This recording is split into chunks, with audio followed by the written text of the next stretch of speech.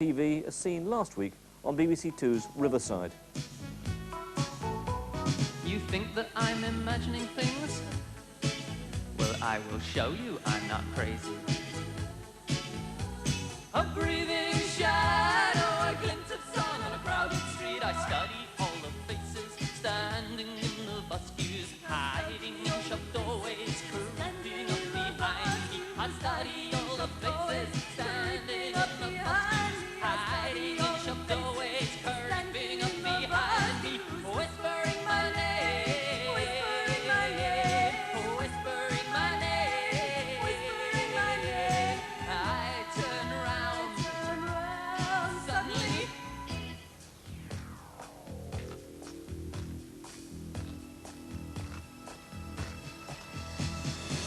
It would be alright. Les Christas, les séquestrés, Jean-Paul Sartre s'en est allé. Les Christas, les séquestrés, Jean-Paul Sartre s'en est allé. Les Christas, les séquestrés, Jean-Paul Sartre s'en est allé.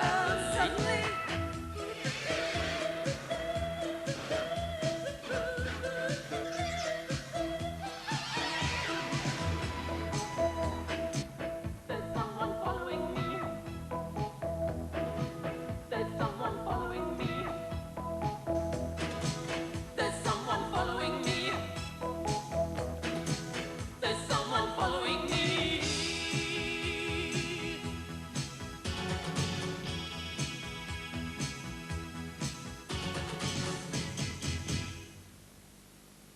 Eddie and Sunshine.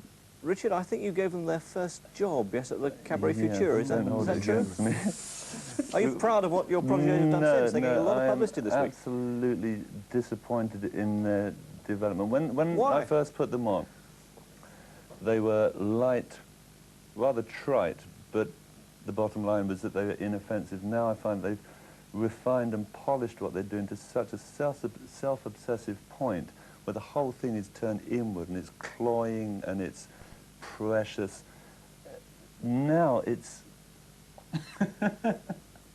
It's Do you love it? very... No, I don't love it. I think It's the same very songs, though. I mean, I unfortunate. remember hearing a lot of those songs a long time ago. It's been refined to such a point that it is all gloss. It's all acquired style, all acquired from elsewhere. The hat, the raincoat, the tape recorder, the once-a-week nightclub. Suddenly it all starts to sound familiar. But the rest of the wardrobe is taken from Bowie or Louise Brooks. The music comes from Kraftwerk or Maurice Chevalier, or from the heavy influence of David Bowie all the way through.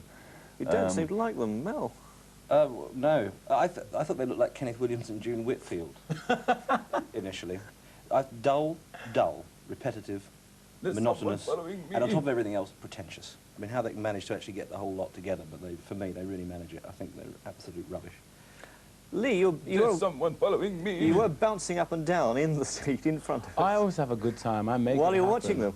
Everyone else was being static, and you were sort of leaping up and down. Well, if it's not happening, I make it happen. And I thought to myself, I spent my 3 and 6 going down to the dilly. I might as well have a good time.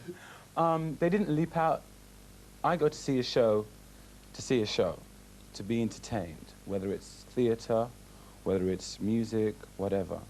And first of all, the interview thing, I thought, this is where they had a famous celebrity from Cabaret Voltaire who was sat on I stage really between felt them. for him, And he was, they brought Mel all the way down from Sheffield, and Eddie probably interrupted him 15 times in the course of a 10-minute interview.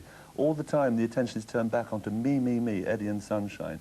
And the interviewee, or victim as we should call him, is really just there to mirror some sort of glory back onto our hosts again. I think it's abysmal and thoroughly sinister and disreputable. I found they were missing something. There was no realism, there was no energy coming out to the audience. They had no human contact. They were so aloof that they were so untouchable, like, you know, so someone following me. I mean, every song sounded like I'd heard it before, and we were in the back row harmonizing and singing songs that we thought they reminded us of. That's beautiful. That's the highlight for me. He was in the back there just What about the visuals, though? I mean, a Japanese journalist. I've seen so much about that. You go down King's Road or Fulham Broadway, or what have you. You see so much of that. You can go to pubs and, I mean, I remember the Blitz years back and Biddy and Eve, as I said earlier. People like that who... They're great. They had the energy and they did it the right way. As Richard said, they look like clones. So is this going to give the wrong idea of what all that alternative cabaret scene was all about then? Like, people will think this is like it's been programmed by a computer to put all these elements together in the hope that it will go mega and be great for TV and sell billions of records. They're getting TV and things at the moment. I'm sure they are. The big problem... The computer does not lie, obviously, but at the end it's bloodless. There's no muscle there, there's no heart there, it's just skin and bone. No emotion.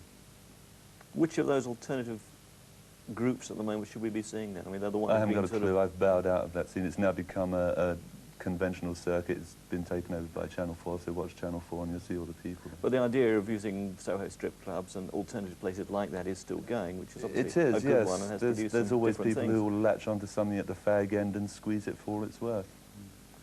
Well, tonight, Eddie and Sunshine's living TV show is at the Hacienda in Manchester. Lucky them. And now, here's a man with a top hat and...